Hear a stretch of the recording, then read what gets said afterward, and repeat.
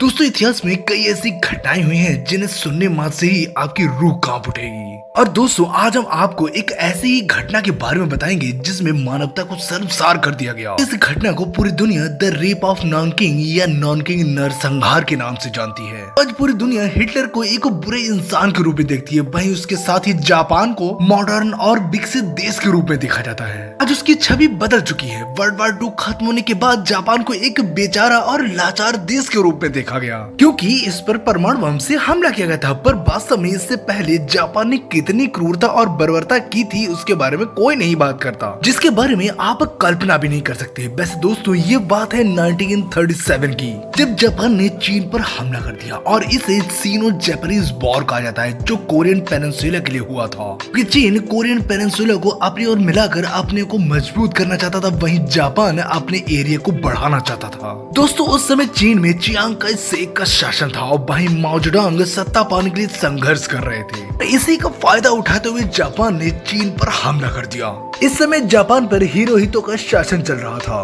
कुछ ही दिनों के बाद शंघाई शहर को जीत लिया और जीतने के बाद जापानीज आर्मी नॉनकिंग शहर को जीतना चाहती थी, क्योंकि उस समय नॉनकिंग चीन की राजधानी था।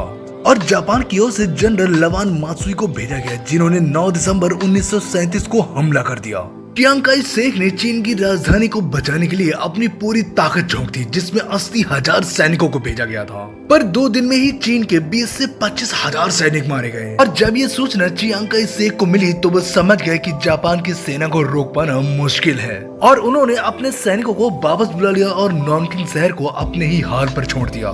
दोस्तों फिर वो हुआ जो किसी ने सोचा भी नहीं था। 13 दिसंबर 1937 को जापानीज आर्मी ने अपनी बर्बरता दिखाना शुरू कर दिया।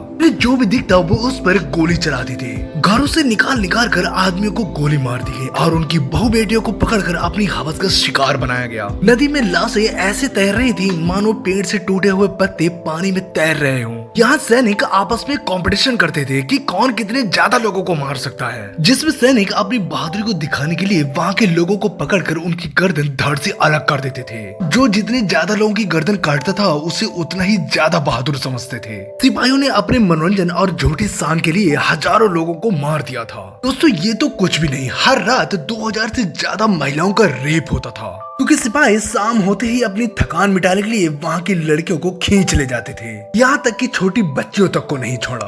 और इन सब से भी मन नहीं भरता तो महिलाओं को नंगा करके रोड पर दौड़ाते थे, और जो भी औरत इन सिपाहियों के साथ सोने से इनकार करती उसका रेप करके उसको मार दिया जाता। दोस्तों इन्होंने चीन के मॉन्ग को भी नहीं छोड़ा, जो ब्रह्मचर्य का पालन करते हैं। इन मॉन्ग्स को जबरन मजबूर किया जाता था महिला के साथ संबंध बनाने के लिए, और ऐसा ना करने पर मौत के घाट उतार दिया जाता। दोस्तों 6 हफ्ते चले इस नरसंहार में 3 लाख से ज्यादा लोग मारे गए।